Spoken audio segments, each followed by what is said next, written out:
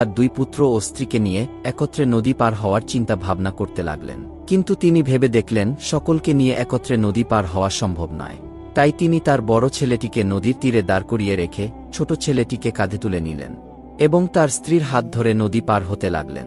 প্রথম তো নদীর মধ্যে কোনো ঢেউই ছিল না, কিন্তু যেই না হজরত ইউনুস আলাইহিসসালাম নদীর মাঝ বরাবর পৌঁছালেন, অমনি নদীতে প্রবল ঢেউ শুরু হল। হঠাৎ করে এরকম বিপদে হজরত ইউনুস আলাইহিসসালাম কি করবেন কিছুই ঠিক করতে পারছিলেন না। তিনি তার স্ত্রীকে শক্তভাবে ধরে রেখেছিলেন, কিন্তু স্রোতের গতি এতই প্রবল ছিল যে তিনি আর তাকে ধরে রাখতে পারলেন না। স্ত্রী তার হাত থেকে ফসকে চলে গেলেন। স্ত্রীকে রক্ষা করতে গিয়ে যখন তিনি তার প্রতি মনোনিবেশ করেছিলেন, তখন তার ঘাড়ের উপরে থাকা ছোট ছেলেটির প্রতি তিনি অন্যমনস্ক হয়ে পড়েছিলেন। আর সেই কারণে তার ছোট ছেলেটিও ঘাট থেকে পড়ে গিয়ে নদীর স্রোতের সাথে কোথায় যেন বিলীন হয়ে গেল। তাদের মধ্যে কাউকেই তিনি উদ্ধার করতে সক্ষম হলেন না। তখন নদীর পাড়ে রেখে আসা বড় ছেলেটিকে উদ্ধার করার জন্য যেই না নদীর পাড়ের নিকটবর্তী হলেন, তখন তিনি দেখতে পেলেন একটি বাঘ তার বড় ছেলেটিকে আক্রমণ করল এবং তাকে ধরে নিয়ে দ্রুত জঙ্গলের মধ্যে চলে গেল। চোখের সামনে একের পর এক এসব ঘটনা ঘটতে দেখার পরে তিনি হতভম্ব হয়ে গেলেন। কি করবেন কিছুই বুঝে উঠতে পারছিলেন না। অতঃপর হজরত ইউনুস আলাইহিসসালাম এভাবেই স্ত্রীপুত্রকে হারিয়ে শোকাহত মনে একাই নদীর পাড় ধরে সম্মুখে চলতে লাগলেন। বহুদূর পথ অতিক্রম করার পর তিনি দেখতে পেলেন দূরে ওই নদীর ধারে একটি বিরাট জাহাজ নোঙর করা আছে। বহু যাত্রী পূর্বেই সেই জাহাজে আরোহণ করেছে, তিনিও তাতে আরোহণ করলেন। কিছুক্ষণ পরেই জাহাজটি নোঙর তুলে গন্তব্যের পানে যাত্রা শুরু করল। অল্পক্ষণের মধ্যেই তা নদীর সীমানা পেরিয়ে সমুদ্রে গিয়ে উপনীত হল। সমুদ্রে উপনীত হয়ে কিছুক্ষণ জাহাজটি ভালোই চলছিল, কিন্তু যেই না তা সমুদ্রের মাঝ বরাবর উপনীত হল, তখন আর সেই জাহাজটি সামনে অগ্রসর হচ্ছিল না। একই স্থানে সেটি আটকে থাকল। জাহাজের ক্যাপ্টেন ও নাবিকেরা অনেক চেষ্টা করল, কিন্তু জাহাজটিকে সামনে নিতে সক্ষম হল না।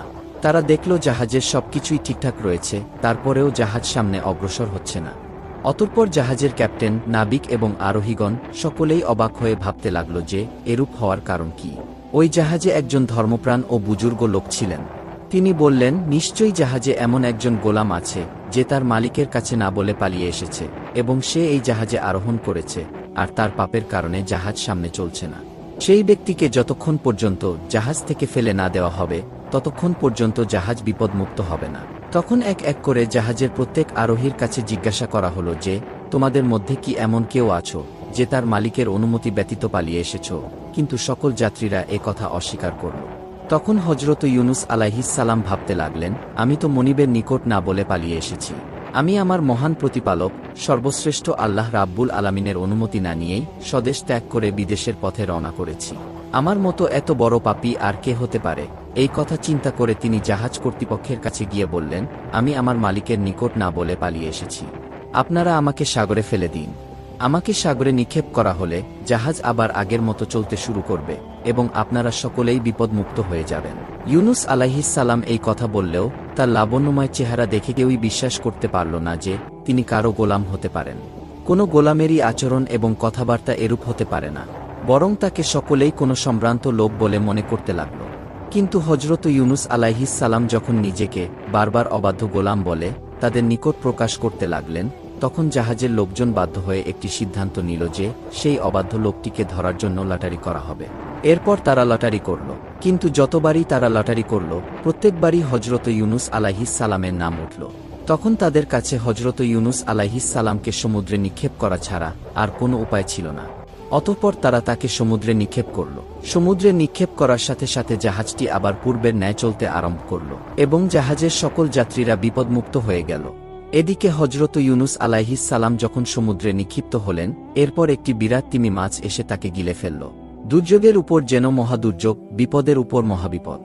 হজরত ইউনুস আলাইহিসসালাম দেশ ত্যাগ করে বের হওয়ার পরে প্রথম তিনি নিজের স্ত্রীপুত্রকে হারিয়েছেন, এরপর তিনি সমুদ্রে নিক্ষিপ্ত হয়ে মাছের পেটে চলে এসেছেন।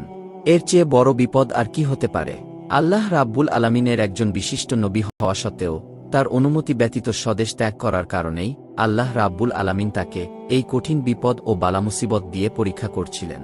আল্লাহ রাব্বুল আলামিনের উদ্দেশ্য ছিল এই যে ইউনুস আলাইহিসসালামের এই ঘটনাটি যেন অন্যান্য নবী রাসূল এবং বিশ্বের মুসলমানদের জন্য একটি আদর্শ হিসেবে প্রতিষ্ঠিত হয়ে থাকে। মহান আল্লাহ রাব্বুল আলামিন হজরত ইউনুস আলাইহিসসালামকে দুনিয়া থেকে তুলে নেওয়ার পরিবর্তে তাকে বাঁচিয়ে রাখার ইচ্ছা করলেন। এ কারণে তিনি তিমি মাছটিকে হুকুম দিলেন, হে মৎস্য, আমার প্রিয় নবী তোমার পেটে আশ্রয় গ্রহণ করেছে। সাবধান, তার যেন কোনো প্রকার কষ্ট ও অসুবিধা না হয়, সেদিকে তুমি সর্বদা লক্ষ্য রাখবে। হজরত ইউনুস আলাইহিস সালাম মাছের পেটে যাওয়া মাত্রই কেঁদে কেঁদে আল্লাহ রাব্বুল আলামিনের দরবারে ইস্তেগফার করতে লাগলেন এবং তিনি ফরিয়াদ করে বলতে লাগলেন, হে মাবুদ, তুমি আমাকে ক্ষমা করে দাও। আমি আর কোনোদিন তোমার অসন্তুষ্টিমূলক কোনো কাজ করব না। তুমি আমার এবারের অপরাধ অনুগ্রহপূর্বক মার্জনা করো। তিনি এভাবে আল্লাহ রাব্বুল আলামিনের দরবারে কাকুতি মিনতি করছিলেন আর বারবার একটি দোয়া পড়ছিলেন, লা ইলাহা ইল্লা আনতা সুবহানাকা ইন্নী কুনতু মিনাজ জালিমিন। অর্থ, হে আল্লাহ, আপনি ছাড়া কোনো মাবুদ নেই, আপনি পবিত্র, আর আমি জালিমদের অন্তর্ভুক্ত। এভাবেই একাধারে হজরত ইউনুস আলাইহিস সালাম মাছের পেটে 40 দিন কাটালেন এবং তিনি মাছের পেটে থেকে বিরতিহীনভাবে এই দোয়াটি পাঠ করে যেতে লাগলেন। তিনি বুঝতে পারছিলেন না কখন দিন হচ্ছে আর কখন রাত হচ্ছে। 40 দিনে হজরত ইউনুস আলাইহিস সালাম সর্বমোট 1,40,000 বার এই দোয়াটি পাঠ করেছিলেন। শেষ পর্যন্ত আল্লাহ রাব্বুল আলামিনের দয়া ও কৃপা হজরত ইউনুস আলাইহিস সালামের জন্য উদ্ভাসিত হল। তিনি তার প্রিয় বান্দার এইরকম অবস্থায় আর অবিচল থাকতে পারলেন না।